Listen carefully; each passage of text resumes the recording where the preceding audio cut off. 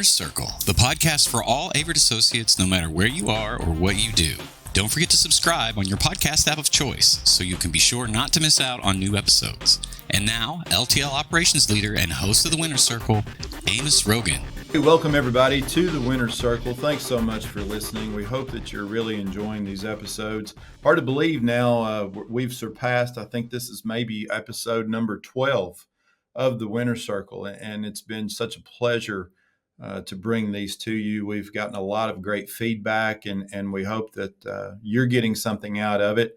Send us your suggestions on what you might want to see in the future. We've got some ideas already, but we're always open for more suggestions and things that you would like to see that we can highlight about our great Averitt culture.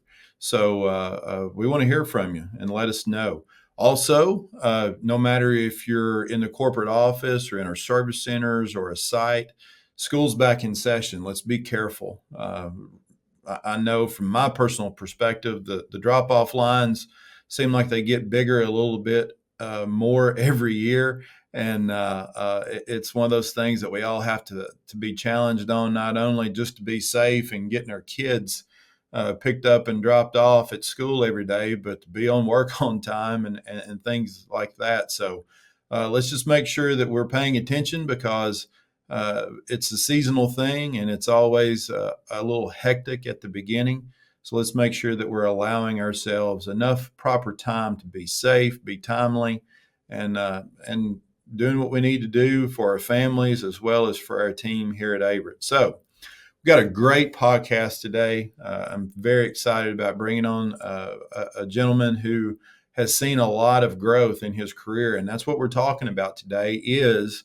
promoting from within and how that happens, and some of the things that you kind of have to prepare yourself for personally in order to be given the opportunity and have the chance to be promoted from within. And so I can't think of a better example of being promoted from within than our recent brand new service center director from our Greenville, South Carolina service center, Mr. Jonathan Jimenez. Jonathan, welcome to the Winner's Circle. Thanks so much for being on. Good morning, Amos. Thank you for bringing me on and giving me the opportunity to share my experience with the rest of the Averitt family. Yeah. And I want to say that your career as a whole has been really propped up and been able to be successful because of the availability that you have had from being promoted from within. First of all, kind of tell us about yourself and your career path and how you got to be where you're at today in Greenville. So it all started, of course, in Orlando, Florida, in the Orlando Service Center. I actually was a referral. One of my close and best friends, I would say, he brought me on. OS&D, Josh Gooseman, a little shout out there in Orlando. He brought me on right after I got out of the military. So I got a little time in the military as a National Guard and reservist. And when I was coming out, he told me, "Hey, you know what? You should come apply over here. It's a really good place. I'm enjoying where I'm working at and all that." And I said, "All right, let me go ahead and apply for the job." So I started in Orlando working nights as what used to be freight clerk, and now it's an operations support. Right. So I worked on our inbound shift for the first couple of years doing that. And then when I knew I was ready to take the leap into our leadership, I went ahead and raised my hand and said, "Okay, let me take over this." So I did inbound as a frontline leader, outbound city distribution, and ultimately I ended up in our dispatch handling our city operations. When I felt like I had conquered that, I went ahead and raised my hand and said, "Hey, I'm ready to do the next step." And the opportunity came up for sales, where I did sales in Orlando for the last 5 years. Then once again, here we are. Another opportunity presented itself, and I said, "It's time for change, and it's time to take the next leap of faith." Yeah, and because of all the success that you've seen, how would you describe our culture that has given our team and you specifically a path to achieve a higher level of success? So the culture is it's I always call it or say it's like a family. It's oriented, right? So we treat each other like family, but we also take care and we make sure that we mentor. We mentor whether we're doing it. It's kind of like the military. You either mentor up, you mentor down. Right. It's always how we treat the next associate and how we make sure that they're learning and that the experiences that they're having is helping them fundamentally grow and learn the system. So being able to work every shift at our facility really helped me kind of round out and learn, hey, how does our inbound operation affect our city operation? How does our city operation affect our outbound, and so on and on. Yeah. So when you have the opportunity to cross train, I always say, do it. Raise your hand, say, give me an opportunity to learn that, because it's only going to make you a better associate, and it's only going to make our culture and the Averitt family that much stronger. Absolutely. And you mentioned mentors, and I think a lot of people think sometimes mentors have to be someone in a position of leadership or something like that, and that's not really necessarily the case as far as that goes. Who are some of the mentors that you've had, not only in your Averitt career, but also maybe outside of Averitt as well, that just kind of instilled some of those characteristics in you to be ready for those next steps? So, in mentors, I had a lot of mentors in my life. So, of course, in the military, I had a lot of people that taught me, what's the thing is, do you always do the right thing when nobody's looking? And so you kind of have to build an integrity. And if you have that integrity, then you're always going to do the right thing. Yeah. Um, so, and like you said, it doesn't always have to be leaders. I had a lot of people that I work with, whether it was an OS&D or was our W&R personnel, and it's always taking that opportunity to take a little time and talk to them and say, hey, what is it exactly that you do? Can you teach me how to do that? Or if I'm doing this, am I doing it correctly? Can you show me a little bit more?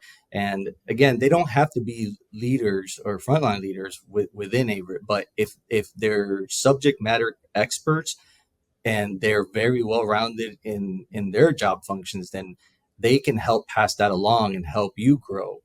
Whether leadership is in your side or not, then it makes you a better associate.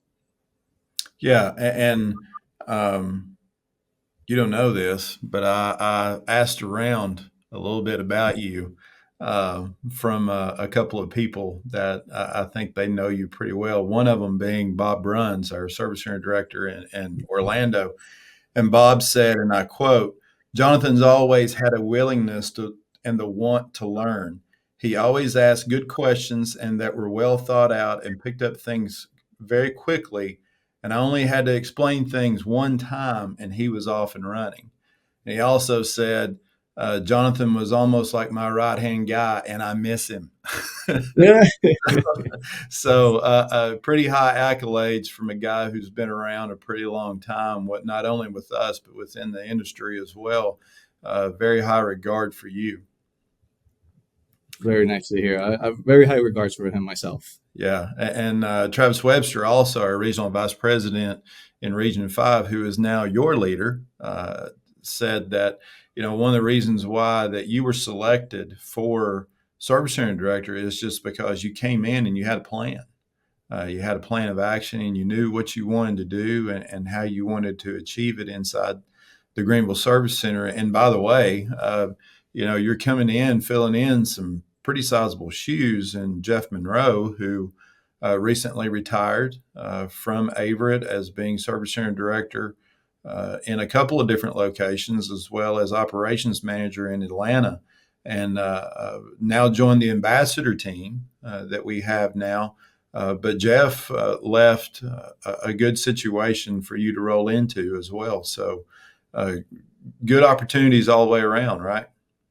Absolutely. And I always say, I count my blessings, because I did walked into a good facility, good numbers, a very good operations and sales team. There's just, little things here and there that we look at, and there's always room for improvement, of course, Sure. right? Because if we were perfect, then we wouldn't be hiring, we wouldn't be mentoring anybody. There's always room to make everything a little bit better. But yes, I am blessed that I walked into a very, very great facility, and it was it's a good opportunity. Absolutely. One of the things I would really like to ask you is what would be some advice if someone came up to you and said, "Hey, how can I get to where you're at?" What would be some of the things that you would tell them that they would have to prepare for individually? It's not necessarily waiting on Averitt to hand this to you per se, but how do you make yourself available to be ready to receive an opportunity like this? So I think that kind of goes back to like in my experience, or always be willing to raise your hand and say, "Hey, let me try this, let me try that," and let your leaders know, let them know that you want opportunities, that you want to grow. Because sometimes I think we we may believe that a certain associate is comfortable or they like what they're doing, and they may feel like, well, they haven't asked me, so Yeah. that maybe the opportunity is not available, right? So sometimes we may overlook that, and as leaders, we also have to do that. We have to kind of look for the next person. We got to look at our succession plan. But as an individual or associate, we have to come up to our leaders ourselves and say, "Hey, I'm ready for the next step. What can I do? And as leaders, it's our jobs to say, "Okay, here's a plan of action. Let's start your mentorship. What path is it you want to go? Do you want to do operations? You want to do sales? You want to do everything? Whatever it is, they have to kind of step up and say, let me raise my hand. I want in. I want to keep growing with the company." And just as you said, Jonathan, it's a great point. Some of those things that we have to talk to our associates about as far as their aspirations, sometimes it comes with a little constructive criticism as well, as far as here's some of the things that you need to fix about how you carry yourself, how you talk, your image, things like that, that sometimes might sting a little bit. If we're thinking inwardly and being a little prideful about ourselves, but obviously we wouldn't say these things if we didn't care. Correct. So yeah, it's the conversations, and not all the conversations are good conversations, but they don't have to be bad either. It's just it's something that we hold high regards, like our uniformity, our image, our professionalism. If we want to move up as leaders, or move up in the chain of command, then of course you want to say, like you mentioned, yeah, these are the little things you have to work on, because we may be operationally sound, but let's work on our professionalism, our uniformity, and then let's also hold our fellow associates to it, right? Yeah. So you don't have to be a leader to tell somebody that they may be out of uniform. You could do it as a fellow associate. Say, "Hey, we all know the SOP. We know our rules. Let's all look uniform, because we got to look, professional for our customers and for ourselves, because we are our internal customers. So if we are not doing Exactly. for ourselves, then we're not going to do the same thing for our customers." It's almost like that old saying is, you in the military, like you fight like you train. So Mhm. if you're doing it in house, then when you're in front of your customers, then you're going to be projecting the same confidence, image, and professionalism.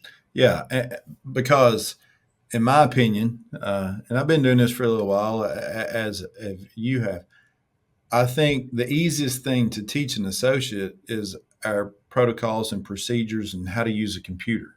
Those are the Mhm. easy things. I think the thing that we really have to strive for and get buy-in on is the personal acceptance of the Averitt culture, because that is what sets us apart from everyone else. Everyone still picks up and delivers freight, but only we do it the way that we do it, and that is special, and that is how it sets us apart, and ultimately provides us an opportunity internally, just like you said, but externally with our customers to grow our business as well. If you don't mind me asking, because this might be a little bit of a personal question, what are some of the personal things that you had to prepare for? Because obviously you have a family, You have an established home in Orlando, all those types of things. Um, what are some of the personal things that you had to prepare for internally to get yourself into a position to relocate and to take another role somewhere else that obviously promoted you to a higher level, but it was a transition. What are some of the things that you had to kind of prepare yourself, prepare your family, and be ready for? So family, right? That's the word right there that sticks out is when you make a big change like this, you have to make sure that your family at home is ready for the change also, right? So you kind of sit down, you communicate with your spouse, you communicate with your kids, and you kind of do a pros and cons. And don't I don't want to say don't give up on an opportunity or give it away, but if it doesn't make sense for your family, then you're not gonna want to take that opportunity because it's gonna make it harder on them. Correct. So Right. that's something you have to have a lot of open communication with your family internally. Now, the good part about coming in here is that everybody's first question they ask me is, "Were you nervous when you walked in?" And I think Travis asked me the same question. Do you feel nervous? I said no. And he said, well, why not? I said, Travis, because of our culture in Averitt, we're all like family. So walking into the facility is like walking into Orlando. It's nothing changes. Everything's the same, right? Yeah. So we already have that secret sauce, the formula that we all know. So the difference is just the faces are a little different. You just got to learn the new names, but everything is basically the same. But yeah, on the personal level, it's just communicate with your family, making sure that it's the right fit for you, it's the right fit for them. What are the unintended consequences for the family itself, whether it's school or location, your spouse's job. Do the research before you kind of just jump in the water, right? Check to see how deep it is. Um, so that's something that I would say really you got to focus on in order to be successful, because you don't want that weighing on your mind every day, thinking about, is my family okay? Are they having fun, or are they enjoying the area? Yeah. And the Greenville Spartanburg area is a beautiful area of South Carolina. It's one of the best. It's one of my most favorite places to go in visiting service centers. It's a great atmosphere. Just like you said, it's a very family oriented atmosphere with all of our associates inside the service center, and they just genuinely enjoy what they do. And I think you're absolutely right. You're able to do a better job at work if you know home is good. And if home is good, then you, as a leader of your family, you don't have anything to worry about as far as that goes. So, being a brand new service center director, Jonathan, um, knowing the role that you're stepping into, the person that was in the role prior to you, your regional vice president, it's a good situation, like you said earlier. But obviously, you want to put your own spin on it as far as your leadership goes, but do it in a way that enhances the Averitt culture. What are some of the things that you are looking at doing to be able to promote our culture even at a higher level than what it already is inside the service center? What are some of those initiatives that you may have? So what I'm working on and slowly implementing is kind of changing our leadership dynamic, and with our sales team, our drivers, our dock associates. I always tell our drivers that they are also part of our sales force, right? So they are the front facing sales force every day to our customers. And when they think of Averitt, they think of them. So I'm trying to kind of put that spin or my flavor into saying, hey, we need you, we need everybody's buy-in, we need everybody together. We got to work together and help the sales and ops sell the Averitt culture and the Averitt way to our customers. And no one's better suited than them because they're there every day. They're the ones that they come in contact. Yeah. Other than that, I mean, it's still kind of a work in progress, I guess, because I've only been here a little bit over a month. But again, I walked into a good situation, and I kind of still scoping the lay of the land and seeing, what is it that is gonna, from me or my experience, that is gonna just strengthen the culture, and here at this facility. Yeah, I always think a fresh set of eyes with the right mindset and knowing that our culture can always enhance anything that we're doing right. We can just make the best better. So I think that you will definitely do that. The other thing too is Greenville, the Greenville area. It's always been a pretty good freight market for us, with I-85 coming straight up through it. We're not that far from Charlotte. We're not that far from Atlanta either. Greenville, South Carolina is open for business, right? Absolutely. Yeah, we are open, and there is a lot of untapped opportunities here that I'm getting ready to go out there and get in the market. We have a new sales associate that's also coming on board at the end of the month with us. So we're excited. There's a lot of opportunity to grow, and certain markets on our port side, our inland port. We have our own chassis here. There's a lot of stuff that we are minimally using, or we haven't kind of explored deep enough, and that's the part that I'm excited about, because I didn't have those opportunities in Central Florida. So I'm ready to tackle that challenge and see what we can do to help grow the business here. As our old friend Phil Pierce used to say, drive in and drive it up. So let's get it done. There you go. Jonathan, thank you so much for joining us. We're so excited for you and for your opportunity to be our service center director in Greenville, South Carolina. We know you're going to knock it out of the park, and all you need to know is just raise your hand for help when you need it, and we're going to show up. So thank you very much for everything that you do, but more importantly, what you're going to do in the future for us. So thanks for being in the Winner Circle with us today. Thank you for the opportunity, Amos. I really appreciate it. Thanks. Folks, as we wrap this one up, one of the cool things that I get to do within my job is I get to talk to a variety of people across the system. And one of the things that I love asking those associates is what are your career goals? What do you want out of your Averitt journey? And the cool thing about it is I get responses from everything from I want to be a driver to I want to be the president of the company. And the cool and the great thing about that is that it's all achievable. One of the things that solidifies our culture is our strength of promoting from within. That's the reason why our culture is as deep as it is at every level of our team, is because we get it from the beginning all the way to the top of our career ladder. And that is the most fantastic thing that we have within our company. But one of the other questions, or actually one of the other answers that I get when I ask that career aspiration question is, well, I want to do more. And that's a great attitude to have. But I want to ask the question back, what is more? What does more look like? How do you achieve more?